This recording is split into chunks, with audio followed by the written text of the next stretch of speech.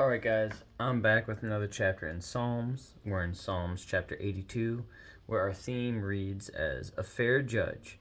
God will judge the wicked who have unfairly treated others. And we'll get right into it. God presides over heaven's court. He pronounces judgment on the heavenly beings. How long will you hand down unjust decisions by favoring the wicked? Give justice to the poor and the orphan. Uphold the rights of the oppressed and the destitute. Rescue the poor and helpless. Deliver them from the grasp of evil people. But these oppressors know nothing. They are so ignorant. They wander about in darkness. While the whole world is shaken to the core, I say, you are God's. You are all children of the Most High. But you will die like mere mortals and fall like every other ruler. Rise up, O God, and judge the earth, for all the nations belong to you. And so that one's super short, only eight verses. But it's interesting because I just finished a vacation Bible school today, and the Bible verses were talking about making sure we're careful on how we judge others, because oftentimes we do it unfairly. Oftentimes we have bias, whether they be conscious or unconscious. And God warns us, say, be careful to judge others because you'll be judged to the same measure, and sometimes even more strict, depending on your heart, your intention. And I forget how the Bible verse goes. I believe it's in Matthew. And it says, before you worrying about the stick or the piece of wood or the piece of something in someone else's eye, maybe you worry about the plank or the log in yours. Basically, making sure that, before you try to reflect or correct, assuming fellow believer, I believe fellow believer in this, make sure that you're on the straight and narrow. Make sure that you're reflecting upon the things that you are doing. But that's also an interesting passage because we're also called to not so much judge, but it's sometimes in my mind it feels like this, to help police other Christians. And I mean that in a loving way, because if I see a brother or sister faltering, I'm often called, not saying that I am often called, but we are called to help each other out. Say, hey, I wouldn't keep doing that. That's not the right thing.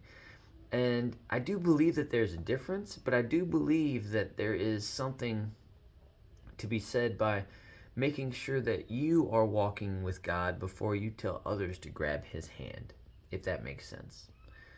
And so, and not that you shouldn't if you are, but when it comes to that, the judgment, I think that you should avoid that. I believe that there's a way that we can police each other without judging each other, because a lot of that just comes from honest, heartfelt love and intent. And so, if I see someone faltering, someone struggling with a specific sin, and I know that they're believers, we'll use for example, just anyone who could be a part of my church family. If I see them really struggling with something, giving them a kind word or loving them through it, that's all right. That's the expectation. And so, I I do my best not to judge. I know sometimes I lose sight of that when I want something for somebody else, or when I want someone to want better for themselves. Sometimes I get relatively judgy, and it's wrong of me. I shouldn't do that. And I often, um, what's the word I'm looking for? I often justify that by saying that it's selfless. I want them to want more for themselves, when really that's not my call. It's not my call to be a part of the destination or the process of their destination in what their livelihood should be or what their process for that should be. And so, who's to say what they should or shouldn't want? And so that one's the one that I personally struggle with. So that's an easy example for me because, if you're in my close circle of friends or if you're in my church family, then I want the world for you. And when I see you not love yourself enough and love the people around you enough to want to go for that, or want more, or want better, um, part of me gets kind of judgy, and I'm working on that. And it happens because I think it ends up being a reflection where I think God's so just in how He's gonna judge us based on how we judge others, because often how we judge others is how we judge ourselves. And it's just a reflection of my not being content where I'm at, and me being confused with other people, and how they may or may not use resources to go in any one direction. And because I have certain things that I do in my life, I get confused when I see others not do it, and that's not right of me. I'm not going to say that I'm holier than thou and everyone should be moving forward or in this direction or that direction, because that's just simply not the case. But in my weakness and what I'm working with in my walk with Jesus is that it's tough. And when I see a brother or sister trip or fall on something, figuratively and literally, I sometimes my knee-jerk reaction is to judge, and I try to excuse that. It's like, oh no, I'm doing that out of love. I want them to be, but that's not my place. My knee-jerk reaction needs to be love. Say, hey, how can I help them? Or maybe it's not even it's not for me to help them in that. Simply just love them. Say, that's all right. You'll get it next time. Keep it up.